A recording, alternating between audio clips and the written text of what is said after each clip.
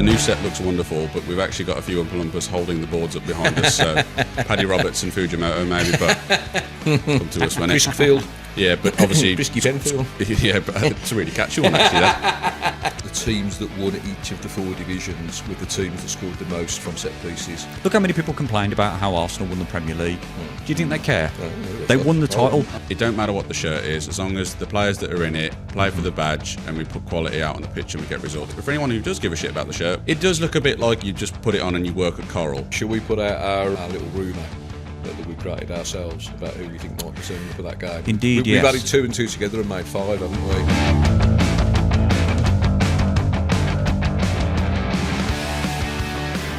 Welcome back, fellow Blue Noses, to the free Blue Boys podcast, and a very warm welcome back to our viewers and listeners as we prepare to journey on through the joys and sorrows of what will be the new EFL Championship season of the 26-27 season. But of course, if you are new to the channel, please subscribe. It is free to do so. Like if you enjoyed today's video and hit the bell notification button so you never miss an upload from the free Blue Boys podcast. And while you're at it, why not drop us a follow on our social media platforms, links to which are on the screen for you now and down in the description below. Gentlemen, I feel like we've had a summer break somewhat despite the World Cup, but here we are. Good summer, good break. It was nice to get away from just football in general for a bit, even though the World Cup was on. But I did absolutely love the 3 games a day, sometimes 4 running till like 2, 3 a.m. That's the best part of the World Cup almost, isn't it? That was really cool, so that was nice. But yeah, obviously England did in England. And hopefully Blues aren't going to do a Blues this season and make a bit more of it. But yeah, got a little bit to talk about. And do not be fooled, guys. The new set looks wonderful, but we've actually got a few Oompa Loompas holding the boards up behind us. So Paddy Roberts and Fujimoto maybe, but it's all very just DIY to fuck. We just haven't, we've just a couple of sandbags and basically done the whole thing, haven't we? But we are quite happy with it. It does look quite good. Obviously, you guys let us know as well if you like the new set or you prefer to go back to the black curtains we had last season. So yeah, good to be back. Obviously, we've had a good break, but I just felt raring to go again. I think as soon as we did that, even watched the pre-season game while we were in Portugal, just felt ready to go again, didn't we? And obviously, we went to Crewe, made the mistake of going to what we thought was going to be the we thought all the team. week, didn't we? Mostly sort of the indications that we'd had. We did, but nonetheless, it was a good game. But it was good to just be there and get back out there. Yeah. So yeah, feel refreshed and ready to go. Yeah, that's the main thing, isn't it? For us to have had a good summer break. When you guys played football and when I ran the team, we needed that period, didn't we? It was always that kind of decompression bit at the end of the season, just to gather your thoughts and have a bit of time doing something else, really. Yeah. Because as much as we love Blues, you kind of don't want to saturate yourself in it. Well, at least we don't, anyway. So welcome back to viewers and listeners, both of you. Thanks for joining us again this season. I'm looking forward to it massively. Yeah. I know there's a lot of potential negativity around with this because, obviously we said what we said at many times last season about not good enough, wrong playing style, backwards and sideways, and we did see a little bit of a renaissance towards the end of the season. Ever so slightly, we did. The embrace of a different style of playing. It looks to me and feels to me like we're going to go more towards that. Mm-hmm. So I'm intrigued to see how that will pan out. And we'll talk about transfers in a little bit as well, about how that might aid and abet that particular playing style. But yeah, just great to be back, and another 9-10 months worth of roller coaster. Yeah, I think you mentioned there, Dad, there's a little bit of pessimism, I think, for the large part of the fan base at the minute. Obviously, it's been relatively, compared to the summer transfer window of last season and even the one before that, it's been relatively quiet. But sometimes quiet doesn't mean bad. It just means that things will happen a little later. We did our business early last season in the transfer window in the summer. This season it's happening maybe a little bit later. Obviously you mentioned there, Dad, a few in. So obviously John Solis signed him on the permanent. Great addition. He looked fantastic for us last season and exactly what we need. Really enjoyed John Solis last season. About kind of a different Blues maybe in the last 4 or 5 games, which is good to see with John Solis actually getting him on the permanent. Obviously Dale Fry had bolstered ourselves at centre half, so that was fantastic. There might be a bit of movement there with a few of the centre halves, Robbo as well, I'm not sure, and Neumann even at this point in time. But he's a great addition, lots of experience obviously at Middlesbrough last season, so it's great to get him in. A few outs as well, haven't there been? There have been. Obviously the most impactful out. He's obviously going to be losing Kai Wagner at left back. Yeah. Obviously, we've all seen the reasons why online, and obviously Kai put across what I felt was a very genuine, heartfelt message to the Blue Noses, explaining the reason why. And at the end of the day, the saying goes, happy wife, happy life, or in this case, rather, his wider family as well as his children. It's a big move, and I think people like to forget this sometimes. You've got to bear in mind, in spite of what their profession is, as a professional footballer, when you go and play for teams in other countries, it's still moving to a whole new country that you haven't lived in before. Kai might have been more adapted to this, obviously coming out of Germany, living in the US, and adapted to a new life there. But for his family, this was the first time moving out of the US into a new life, into a new country. Agreed. Yet English-speaking country, and very much the case the same in the US, but it's an entirely new setup. Needless to say, driving on the other side of the road as well, and the opposite side of the car, maybe even. But you can kind of understand it. But it's difficult, isn't it? This is where I think sometimes as football fans, and sometimes we're all a little bit guilty of it, is where we try to separate the person from the footballer. Yeah. And Kai's had to make that decision, and I do generally believe, at least from Kai's perspective, it would have been a difficult decision for him to make. Yeah. Because his children and very much his wife wouldn't have had to make it in a professional capacity. She'll just be looking at the family and her children, which again is understandable. But when you consider they had something like 32 goal involvements last season, he's going to be, and it's not just his ability to offer what for us going forward. It's obviously his role as a defender, tracks back very well, he works very hard, he helps integrate the play very well, he excellent deliveries into the box from set pieces as well. He did, rather. Yeah. So it's going to be a big miss, isn't it? Yeah, it is. I think, we've always said, the three of us, our family ethos is that, our life is so much bigger than our job. Do you know what I mean? Our jobs is, we kind of live to, we work to live, don't we? Not live to work. It's exactly. It's got to be. It's very much always been our mantra. You have to invest a certain amount in whatever your profession is, because that's where your livelihood comes from. Yeah. So I don't have any issue with that, but you are right. As Blues fans, as football fans, we just think, oh, blimey, why couldn't you stay? You're doing so well. You've got to see the bigger picture. Well, we're not privileged to the interworkings and discussions between Kai, his family, and the club. And we've got to give people the benefit of the doubt there, and we've got to allow them to make decisions based on the impact it may well have on them as a family. There's a wider issue here than just football. I think best of luck to him. I think, absolutely. Initial reaction, it was disappointing when the rumours started heating up. I thought, oh, not Kai, he's been fantastic for us, been here 6 months. As you say, family comes first, life comes first before football, as much as we absolutely love the Royal Blue. But end of the day, best of luck to him. He's going to a league and a team that he knows well. He's made a really good start already. By the looks of it, he got man of the match in his first game back for Philadelphia. So best of luck to the bloke. Yeah. But in other positive news, as far as Blues are concerned, August Prisk has racked up 3 goals in pre-season. 2 penalties. Okay, it'll be another new Pencefield probably. That's probably going to come to us, won't it? Priskfield. Yeah, but obviously Brisky Penfield. Yeah, but it's a really catchy one actually.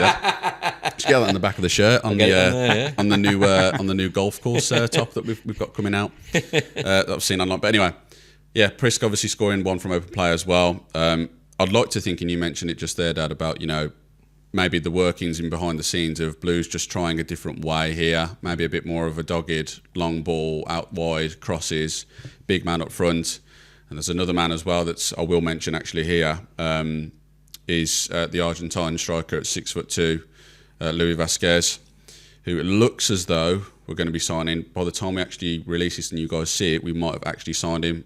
I understand it at the minute on a Monday that he's in the country and looking to get the deal. I'm assuming have his medical and such like. But him maybe playing what would be a 10, obviously whether we're going to play a 10 or not, again, I don't know. But he looks like a good prospect, hopefully, that's coming in.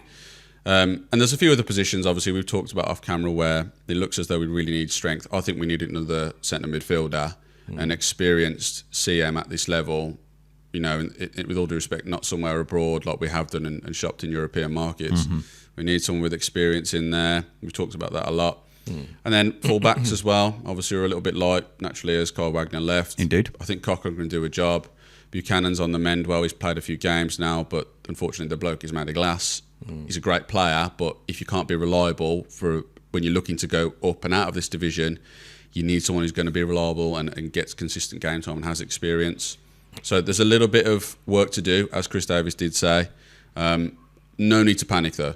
The transfer window shuts September 1st? Yeah. We've got a lot of time. Yeah. And this is the thing. This is a matter of time, isn't it? And it's all about dates and timing, particularly with clubs. Some clubs, like we did in the last transfer window, going into the first season back in the Championship after returning from League One, we did a lot of our business early on, like you say, Joe. But people need to remember when we were in League One. When we signed Jay Stansfield on a permanent, we did most of our business in the last 2 weeks of the summer transfer you're window. right, Just because things aren't happening doesn't mean that they won't. I think people get concerned, don't they, about being able to make a fast start. And obviously, we've got not just to want to try and make a fast start, we've got a difficult start. We in have, the first 5 yeah, fixtures, very and difficult. and it's going to be tricky. The other one I wanted to touch on in terms of positions where potentially we've still got a weakness, even though we've signed somebody, is at goalkeeper. Now, this has caused a lot of discussion, controversy maybe, in getting James Beadle back. A lot of people, including us at times last season, that weren't impressed with a lot of the things that he did. No. He did get better as the season went on. I think he learned things. I think he kind of got more vocal. I think he stood up for his teammates a lot more. We've seen him having a bit of argy-bargy. Where was that? Was that at Portsmouth, the last game? I think it was. A bit of going on in the corner when they took the ball from a... what's his name? Is it a throw-in or throw the ball back or something? Is that long ago now? It's gone out of my mind. Yeah, that's why I'm... Too many beers and World Cup 2 AM games. Indeed, that's why I'm being a bit shite with the description, really, of it. But, yeah, I think, personally, I would have liked to have seen better. I would agree with that. I would agree with that as well. I know Vitek was on the books a lot, I think I'm pronouncing that right. And I know Carl Dowlow was mentioned at one point as well, although that was probably aiming a little bit too high. And I know he has since moved on as well. I would have just liked to have seen an experienced Championship keeper be considered, or at least somebody at equivalent level who's got more experience, because unfortunately now that means obviously bench Rocky. He's gone into a supporting role behind James, which Rocky will do a good job, as he always does. And I do like that he has a bit more get up and go and a bit more oomph about him, and gets involved, gets scrappy a little bit, as he did a little bit of Crew, actually, to be fair. Followed by the chance of Ryan Allsop. He's a Bluey out at Villa. I love Rocky. Proper patron of the club as well. Blue nose, of course, as we know. But there was a lot of umming and ahhing about that. And it was sort of like, here we go again. But like you say, Dad, he did seem to come into it in the latter part of the season, got more commanding, reassuring of his teammates. Distribution got marginally better, although it's still not where it needs to be.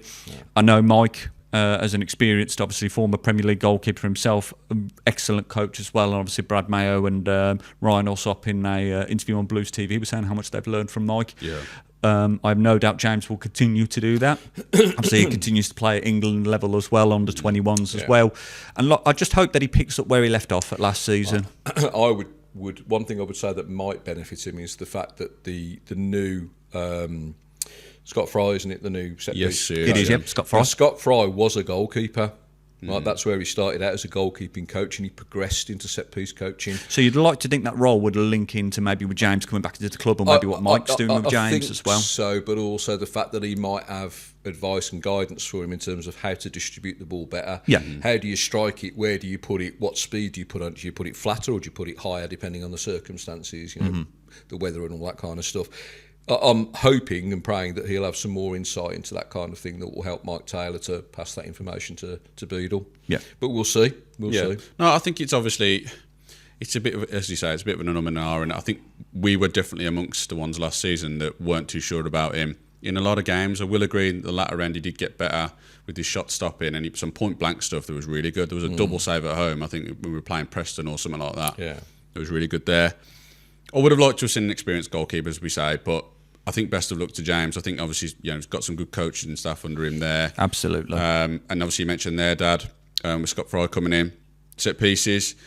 We were absolutely dog shit at him last season, particularly attacking them. You know, we were awful. One of the worst in the division. We literally were, and that was just, you know, a bit of a byproduct or almost an indirect reason as to why we didn't score from set pieces, because we were so focused on the tiki-taka or the sideways and backwards, basically.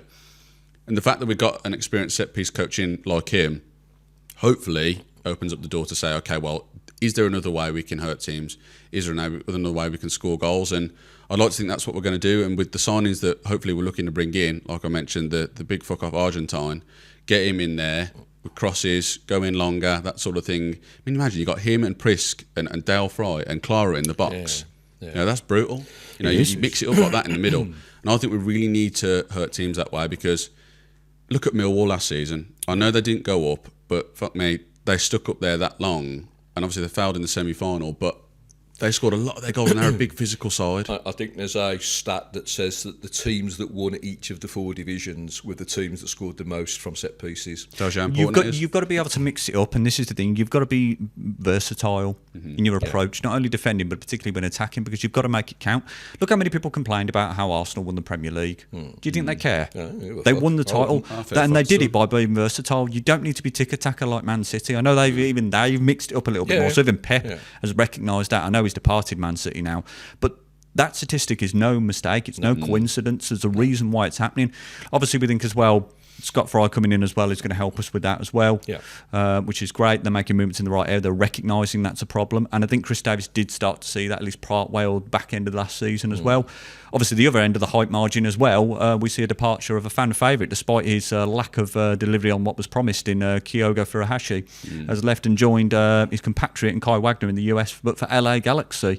Again, I wish Kyogo all the very best. I think he was never lacking in effort, in dedication. You can see how it affected him and his confidence as well. Still do remember that goal away to Sheffield Wednesday where you just think of the turn of it, or is he going to start delivering now? And he just wasn't included in the team at times, let alone even the squad for some matches, which was a shame, but definitely the right move, I think. And we just need to get somebody who's going to be more prolific, even if coming off the bench as well. Yeah, goodbye to my king. Loved Kyogo. Any long-time viewers? I know you were a proper favourite of Kyogo. But anyway, as you say, at the end of the day, he had to be offloaded, and if he's going to... If anything, for the wages. Yeah, I mean, he would have been on big money, and I think we got, chump change for him, but as you'd expect. But good luck to the bloke, he's going to go there. He'll probably end up bagging 30 in the season for LA Galaxy, won't he? Yeah. Ironically, scored, 2 goals in pre-season against Huddersfield. I think I actually texted you, didn't I? I was like, oh, fucking hell, he's off this season. Next thing you know, he's gone. Yeah, but you were right. He was off. He was off? Yeah. See you later. Quite literally. Hey. Exactly, yeah. I think I actually used those words in the text, but... Yeah, as you say, Dan, we need strikers in, I think, that are proven at this level, I'd like to see. I would assume that Marvin Dukes is probably on his way out. He hasn't played really any pre-season games at all. He did a little bit of the camp in Portugal, but then left to go back to Germany. So I assume he'll be flying as a duck, apparently, Dan. Quite literally. Yeah, even though I didn't do that much of that at Blues. No. But yeah, I'd just like to see a bit more experience for us. As I say, there's a lot of time left of the transfer window. If we had to go into the season now with what we got, I actually think we finished lower than we were last season. I think we did. In and around there. So that tells you that there's work to be done. I think a lot of you guys would probably agree, and I've seen it online. That's why there's a bit of pessimism about what's currently going on. But in terms of actual pre-season games, obviously we started Huddersfield in Portugal. It was a good victory there. And then Burton Albion as well. And then obviously we went to the Solihull Moors game, didn't we? That was a good occasion. Yeah, we did. The England game. Yeah, in the England game, we can forget that afterwards. But we had a good chat with Max while we were there, so it was good to see him and meet him there finally. And then obviously the 2 games this past weekend just gone, and we obviously, as I mentioned, actually went to Crewe. It was a good game. Obviously Stano was there, Patrick Roberts, and Jack Robinson as well, and Scott Wright, as I keep saying. Yeah. But it was quite good. Obviously saw a few of the youngsters there. The main team obviously were at Northampton, both victories. Demi Gray with 2 really nice goals. His first one was excellent. Yeah. Which is, at this point, it really is just minutes in the legs for the boys, isn't it? And fitness. It is. Obviously, when we play Barcelona on Friday, it'll be a little bit more about, the patterns of play, bringing that intensity and getting the energy levels up, because we're getting close to the first game, which will obviously be a League Cup game at the Swansea.com stadium. But it's good to see, and it feels good to be back. And obviously those pre-season games are always fun to be at in a weird way. Like, because when we went to Crewe, obviously it was nice. The sun was out. You feel a bit more relaxed because there's not much on it. It was nice, wasn't it? It was. Yeah, it was good to see Carl and Alf there as well. Yes, the Rainbirds, indeed. Named this season. Good to see you lads there. As always, I think you're right. It's kind of a different feel, isn't it? Yeah. There's a little bit of that kind of community. Everybody's relaxed. Certainly for the Solihull game, because we knew the England thing was coming. Yeah. Even though there was a little bit of a fraught atmosphere afterwards. Do you remember that? Yeah, I do remember. Yeah, there was. On the outside. But yeah, Crew was good. I mean, we even had one of their players laughing and joking with us, didn't he? Yeah, Got a good right. banter with a couple of blue noses as well. It's always good to see that sort of thing because I think everybody's in the same sort of mindset. Everybody's sort of a bit more relaxed. They're glad to be back together again, back in the swing of it, and when the season starts, and watching it. When the season starts and that happens, and then he's taking the piss, he goes, "Fuck off!" Yeah, we just the Warhammer goes down, and then that's it. We're all back into our usual forte. There's some good performances from the youngsters in the Crew game as well. The lad in midfield, I can't remember his name. What, for Blues or for Crew? For Blues. Oh yeah, sure. I'm not bothered about Crew. Wasn't Bateman, was it? No, that's Maddox. Although he did score the goal. That's him. Maddox, yeah, Maddox, very impressive. Really impressed by him. Alongside Maswi actually in that pivot. Yeah. I thought they had, given they were up against a pretty much full strength Crew team. At least for the first 70 minutes of the game, I suppose. I thought they did well. They coped pretty well actually. Yeah. And I know that Ben Petty was making a remark to that effect afterwards as well. Yeah. First team did what they were going to do when they were up Northampton. So yeah, it starts to feel as though it's coming together. From what we've seen, that the Solihull game's a fitness thing, really, isn't it? It is really. But the closer you get, and certainly this coming Friday, you'll start to see kind of bits of the jigsaw fitting together a bit more, hopefully anyway. You will. You kind of see that intensity, like you say, Joe, slowly start to build. Initially, sort of early on, particularly when you get into the Solihull Moors game and obviously the training camp in Portugal when we played Huddersfield, it's all about fitness. It's just about getting back into the rhythm of it. And then as you journey on through sort of the games, particularly when you get towards the last pre-season friendly, as of course we'll play this Friday as of recording this on the Monday, you start to see the more technical aspects come in. You see the high press coming in, the intensity coming in, the passing and the intent of moving forward. And that's where you want it to be. And every team will be the same and they'll all be doing that. Or maybe just the long balls straight into Prisk, down to the wingers, back in the box. Do you know, if we're mixing up in the name of variety in terms of our approach play, then great. I ain't saying we're going, Tony Pulis, Stoke, but, if we can do it just like that, then I don't give a fuck. We just need to be able to adapt because there's been so many times, and how many times have we spoken about this, not just us, but other content creators as well in terms of Blue Noses, fans as well that we've spoken to as well, and just the general consensus. How many times last season have we been frustrated by, instead of trying to play over the block, we try and play through it, and we're backed into our own half, and we've just got no outlet. We've got to be able to mix it up, and we did to a certain degree at the back end of last season, but we just need to see more of that. And it's encouraging to see that the players we're getting in seem to be steering towards more of that. Okay, Dale Fry is predominantly going to be in his function as a central defender, but as set piece, he is a threat. He did score against us at the away fixture at the Riverside, and like you say, Dad, it is no coincidence that the teams that have won divisions, all 4 divisions in England, have had the most joy from set pieces in terms of scoring goals and somewhat defending them as well, because they can do it in reverse. And it's a statement of intent, not only the coaching staff we're bringing in, but the players as well, and you hope it's going to continue in that way. Like you say, it was good for as Solihull Moors concerned as well, to touch on that, to see Max obviously over from Lawlor's Law, and as well Josh, it wasn't Josh, was it? It was Jordan actually as well. So but yeah, good to see those lads as well. Make sure you check their channel out over at Lawlor's Law. Some fantastic content coming out of those lads as well now as well. Yeah, I think we shouldn't throw the baby out with the bathwater as far as tactics are concerned. What we've talked about, mixing it up, and that's the key phrase, isn't it? It is. And I think Chris Davis might have alluded to this as well, about kind of being able to change your patterns of play. Because we've just watched the World Cup, and okay, you are talking about players who know how to do this properly and been coached for decades. We saw a team win that World Cup because they knew how to keep possession. Big time.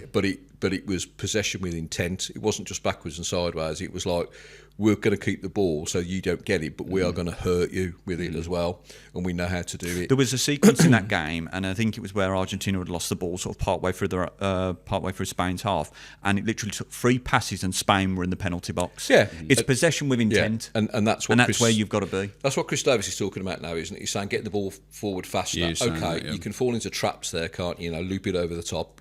Put things down the channel that nobody's ever going to get to. It's as wasteful, it's as profligate as passing it backwards and sideways. So it's got to be with intent, but with accuracy. I mean, look at Spain's accuracy levels. We ain't got world-class players, right? But we have got players potentially who could do it at this division, but it's got to be part of a mixed-up approach. I think I was just to touch on that mixed-up approach there, Dad. I would agree. The amount of times, and basically every game, bar maybe the last 5 or 6, where we kind of had to mix it up because why not? We weren't going anywhere. We played the same way, home and away. I want to see us do a little bit of possession, as in the moments when we need to, and not for possession's sake. But in away games, I actually see Blues as a bit of a sitting in, and we got pace. And I said this last season, a lot of you guys said this last season, we've got big men up there now. Hopefully we can get this Argentina shithouse in, get him up there, play the low block, starting fuck it, starting at Bramall Lane against Sheffield United, I'd love to see it. We're saying all this now, and we'll come back to the episode and go, oh, fuck that. We're just going backwards and sideways again. Really hoping we don't do that. But yeah, just mixing it up. And Chris Davis has said it before. He said it last season that, you have to take different approaches to different games. In fact, when he actually came on board as a manager, he even said that, we've got to be able to mix things up. And obviously, he didn't deliver that, hoping that, and it's a big hope, he's learnt his lessons from last season and he's going ahead to do it this season, to mix it up in games where it's required, depending on the opposition. You have to consider your opposition. Yeah, I agree with that. I think it's always got to be that kind. And he wants the players to be empowered to make those decisions, to be able to kind of... That is a key. There's a lot of aspect leaders in the team now, aren't there? There is. Dale Fry was captain of Middlesbrough all of last season, playing alongside Clara. Beadle's getting, kind of more vocal, and there are others around there as well. I mean, I don't think Priska's afraid to kind of say his piece. I think he's a very kind of voluble young man, isn't he? So I think hopefully they'll all kind of work collectively to say, right, we've got to switch to this or switch to that, or you've got to know the right triggers and the right points. We'll see, won't we? I guess we'll see. I guess that the news of the day today on the Monday is the release of the new kit, though, isn't it? Really, it is. It is been somewhat polarising, hasn't it? And not for the better, really. Either I think many people have described it as an off-the-shelf shirt, which objectively, and this is at the risk of upsetting a lot of Blue Notes, when you look at it and you're Nike and you see the amount of teams you supply to, some big worldwide teams that are well known. Really, and I don't really know in some ways why Blues in their promotion video for it pushed the creativity side of it, because it is very much sort of an off-the-shelf shirt. You've got to look at it objectively and say, why would Nike spend the money on a championship club when they've already got a lot that they supply to, and Premier League clubs and internationally known clubs, the likes of, your Barcelonas, teams like that. And I do get it. The thing that I'm a little bit upset about, just because of the kind of thing that is attached to it, particularly in the lights of the state of things in the UK with the cost of living crisis and everything else, and the vulnerability that people have to betting, is the main sponsor being Coral. I personally would have not liked that. For me, not only because it improves the look of the shirt as much as that is an objective opinion, but also because of the connotations attached to it. But in terms of the shirt itself, it's okay. Yeah, it's okay. I think there's two ways to look at this. There's nothing wow about it. No, I would agree with that, Dan. I think there's two ways to look at this, and for a lot of our viewers who are of this man's age, I would say for the most part, we do look at our analytics. A lot of people kind of don't give a shit about the shirt. In fact, I saw a lot of people on X of your age, Dad, the older and wiser heads, say that it don't matter what the shirt is, as long as the players that are in it play for the badge and we put quality out on the pitch and we get results. And I would agree. Overall, in the grand scheme of things, I would agree. But for anyone who does give a shit about the shirt, which I am one of them, it does look a bit like, you just put it on and you work at Coral. I kind of saw that. We've got a group chat and there's a few boys in there who are saying it. I would agree. But the shirt itself to look at and what it might look like on the players and even just to wear it, it's very simple, but I do like it, and I'm not normally a fan of collared shirts, but you got the white piping across here, you got it down the sides, almost like this one, but it's white in reverse. It does look quite nice. Pretty sure they've added it an extra £5 to it now, so it's now £65. So that's inflation and such like. It's going to go up. Of course.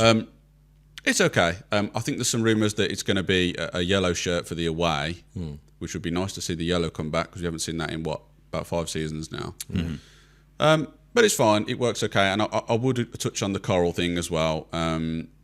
It's a funny one because it's a money making business, as all businesses are at the end of the day, and this is one of the biggest ones, the machines in the world, and it's about making money. And Coral have obviously put up the biggest amount for us to not say no to.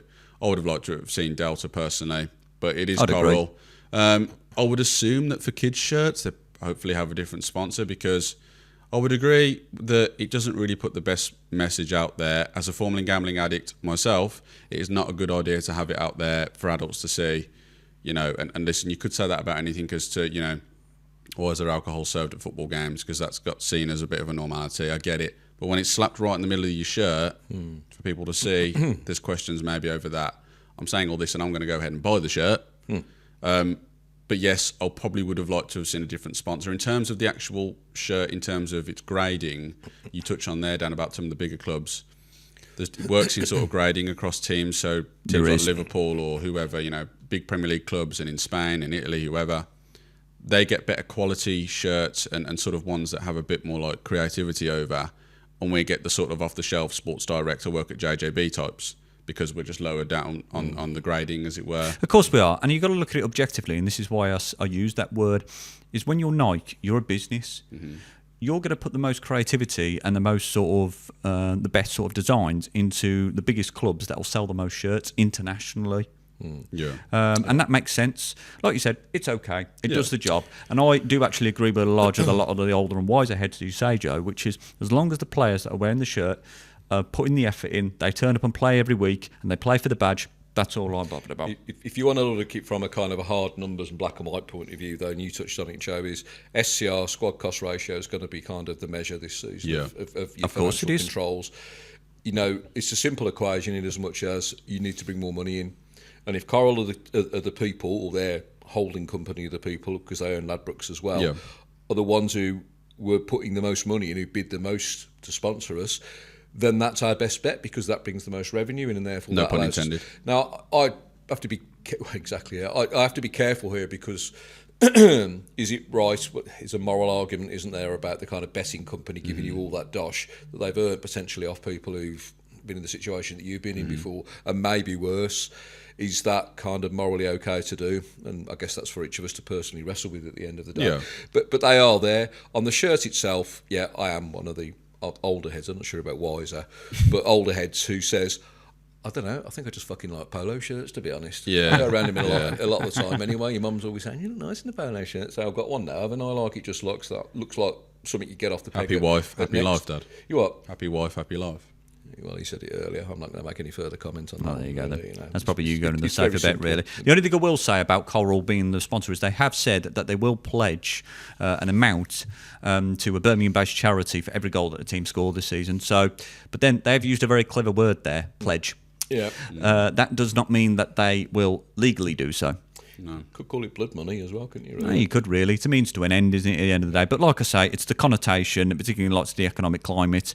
And like you say, Joe, I would hope for the kids' shirts that they will use a different sponsor. But we shall see. We shall. Anyway, you two are going in the shop tomorrow, so that's that, isn't it? Yeah. We're gonna go. Yep, we'll be there. 65 quid on the shirt. Why not? Although I do hope we're going to see some nice new training wear and some new leisure wear. Yeah, I do like the look of the leisure wear. I know you're not a fan of it, but I'm a fan of the Who Are You range. I know you said there's a little bit of kind of the Americans, driving it sort of like, who are you, man? Yeah. But at the end of the day, I'm happy to get behind it, and I'm happy, like you say, to get a bit more leisure wear this season. I think it's something we've all spoke about, actually, to be fair, not only to wear sort of casually, but here on the podcast as well. Saying that, Undefeated are now gone, and those were the guys that were putting out this nice leisure wear stuff. They were. I don't know what's going to look now. The club will be keen to recover that because they'll know that would have sold well. Yeah. So that'll be kind of a driving force behind some of the leisure have wear this slot season. machines on the back now. Yeah. Yeah. You get to buy one-arm bandits at the shop as well. That's right. For those of you who know what those are. Yeah. So, Barcelona on Friday. Obviously, that will be the next one. I think they put the players that have travelled with them over to England. I think there's Rafinha in there or something like that. There's a few of the players as well, not obviously typical ones that obviously are in the World Cup because they've got a bit of time off. But it should be a good game. It's a sellout. Lots of people in the new shirts, all the rest of it. So it should be a good occasion, the last one before it kicks off again 2 weeks later. Yeah, shall we put out our what's his name, our little rumour that we've created ourselves about who we think might be turning up at that game? Indeed, we've added 2 and 2 together and made 5, haven't we? Yeah, we'll probably come up trumps again, unfortunately. Yeah, with that one always not is the case. So for those of you that don't know, Jude Bellingham has bought a stake in Birmingham Phoenix, who are the affiliated with Warwickshire. I think in the one-day game, or 2020. I think so. I'm sure you'll put me right in the comments, you guys who know a little bit more about it than me. But I do know Jude's put the money in, and he's been in the media recently talking about it. Now, Phoenix have a home game, on Saturday, August the 1st, and Barcelona are in town on the 31st of July, and he's still got a rest from the World Cup. And I'm thinking, I can imagine him being there. You could, couldn't you? Yeah. Like you say, you might be putting 2 together and you get 5, but you feel as though all the stars have aligned on that one. It looks like a very strong 4 at the minute. It does, he's doesn't literally it? there. The club are going to capitalise on him being there. It's been well documented that he is in the country with his family. Yeah. So it would make sense, wouldn't it? It would, and that would be hopefully a great night anyway. With like you say, a capacity crowd. Maybe Jude turns up. If Mr. Wagner turned up, the roof would come off It Yeah, would, I mean, absolutely. it'd be great to see him Absolutely. back. He's been gone since February, March. Even something just like a that. video message as well Yeah. would just raise the roof, like you say, Dad, and particularly, hopefully, even with Jude attending as well. Yeah. But for me, it'll just be nice to be back at St Andrews at Knighthead Park, in and amongst Blue Noses. Yep. It's looking like the way I'm going to have a bit of sun as well. Nice sort of 21, 22 degrees, just perfect. Beer in hand, ready to go. Absolutely. Yep, we Here look we forward go to it. again. And hopefully see some of you guys there as well. Indeed, we will. And as always, gentlemen, we are back, as the boys are back in town. Corner phrase there. Indeed. But thank you for your contributions as always. Thank worries. you, sir. Thank Very you. good. Good to be back. And to our viewers and listeners, thank you for joining us again. And as a reminder, it is free to subscribe, like if you enjoyed today's video, and hit the bell notification button so you never see me upload from the Free Blue Boys podcast. And while you're at it, why not drop us a follow on our social media platforms, links to which are on the screen for now and down in the description below. But until next time, fellow Blue Noses, as always, stay true to the Royal Blue and keep right on. Keep right Keep on. right on.